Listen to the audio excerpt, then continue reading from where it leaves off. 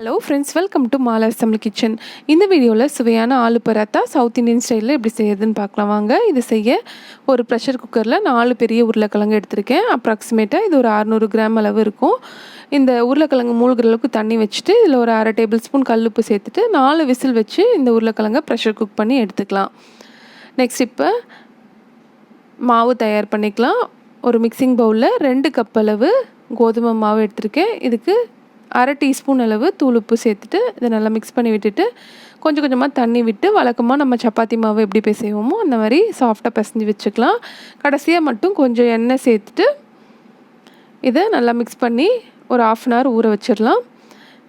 இப்போ இந்த ஸ்டஃபிங் எப்படி செய்யறதுன்னு பார்க்கலாம் வாங்க. ஒரு பெரிய பேன் எடுத்துகிட்ருக்கேன். அதில் 3 டேபிள் ஸ்பூன் எண்ணெயை சூடு பண்ணிக்கிட்டேன். அதில் 2 பொடியாக நறுக்கின பச்சை மிளகாய், ஒரு பெரிய வெங்காயம் நல்லா பொடியாக நறுக்கினது, அடுத்து 1/2 ஸ்பூன் அளவு இஞ்சி பூண்டு பேஸ்ட் சேர்த்துக்கிறேன். இந்த இஞ்சி பூண்டு பேஸ்ட் வேணாம்னு நினைக்கிறவங்க அதை ஸ்கிப் பண்ணிடலாம். இதெல்லாம் நல்லா வதங்கினப்புறம் நம்ம இதில் மசாலா பொருட்கள் ஒன்றா சேர்த்துக்கலாம். மசாலா பொருட்கள் நம்ம காரத்துக்கு ஏற்ப நம்ம சேர்த்துக்கலாம். இப்போ 1/2 டீஸ்பூன் அளவு நான் காஷ்மீரி மிளகாய் தூள் சேர்த்துக்கிறேன். 1 டீஸ்பூன் அளவு சோம்புத்தூள், 1/2 டீஸ்பூன் அளவு கரம் மசாலா தூள், அடுத்து 1/4 டீஸ்பூன் அளவு மஞ்சள்தூள். இதெல்லாம் சேர்த்துட்டு ஒரு 30 செகண்ட்ஸ் இதை நல்லா வதக்கி விட்டுக்கலாம். மசாலாவோட பச்சை வாசனை போகணும் அதுக்காக. இப்போ இந்த மசாலாவுக்கு வேண்டிய உப்பு மட்டும் நான் சேர்க்குறேன். இதில் உருளைக்கிழங்கு சேர்த்தப்புறம் நம்ம மிச்ச உப்பு சேர்த்துக்கலாம். இப்போ இது எல்லாத்தையும் 30 செகண்ட்ஸ் நல்லா வதக்கி விட்டப்புறம் நம்ம இதில் வேக வச்சுருக்க உருளைக்கிழங்க தோல் உரிச்சிட்டு பெரிய பெரிய பீஸஸாக நான் கட் பண்ணி வச்சுருக்கேன். அதை இதில் சேர்த்துக்கலாம். இந்த உருளைக்கிழங்கு இந்த மாதிரி கட் பண்ணிவிட்டு நீங்கள் சேர்த்துட்டு அப்புறமா மொத்தமாக மேஷ் பண்ணிக்கலாம். அப்படி இல்லாட்டி மேஷ் பண்ண உருளைக்கிழங்கையும் நீங்கள் சேர்த்து மிக்ஸ் பண்ணிக்கலாம். 2 விதமாகவும் நம்ம செஞ்சுக்கலாம். நான் ஈஸியாக இருக்கும் எனக்கு பேனில் வச்சு மேஷ் பண்ணுறது. அதனால உருளைக்கிழங்கு பெரிய பெரிய பீஸாக கட் பண்ணிவிட்டு இந்த மாதிரி சேர்த்துட்டு நல்லா கலந்து விட்டுப்பேன். நெக்ஸ்ட் இப்போ மேஷர் வச்சு நல்லா மேஷ் பண்ணிப்பேன். இந்த மாதிரி பெரிய பெரிய பீஸாக உருளைக்கிழங்க சேர்த்துட்டு நம்ம அப்படியே இதை பொரியலாக கூட யூஸ் பண்ணிக்கலாம். இன்னும் கொஞ்சம் எண்ணெய் சேர்த்து அப்படியே வறுத்துட்டோன்னா உருளைக்கிழங்கு வறுவலாயிரும். அந்த மாதிரியும் நம்ம சாதத்துக்கு வச்சு சாப்பிட்லாம்.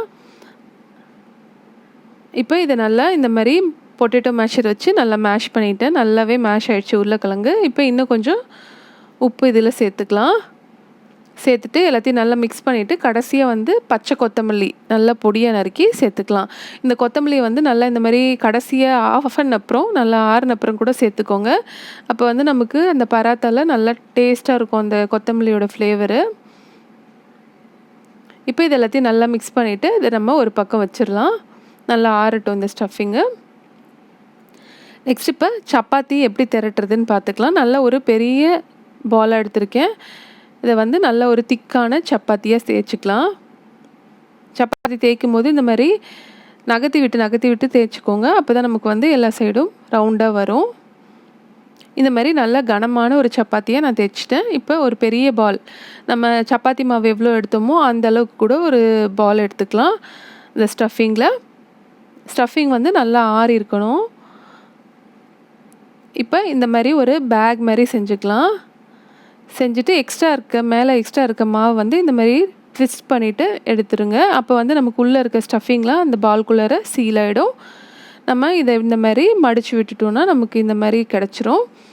இப்போ இதை கொஞ்சம் கொஞ்சமாக மாவு போட்டு அப்படியே திரட்டி எடுத்துக்கலாம். இப்போ தேய்க்கும் போது நல்லா ரொட்டேட் பண்ணி தேய்ச்சிக்கோங்க. அப்போ நமக்கு ஈவனாக எல்லா சைட்லேயும் நல்லா அந்த ஸ்டஃபிங் பரவி ரவுண்டான பராத்தாவாக கிடைக்கும்.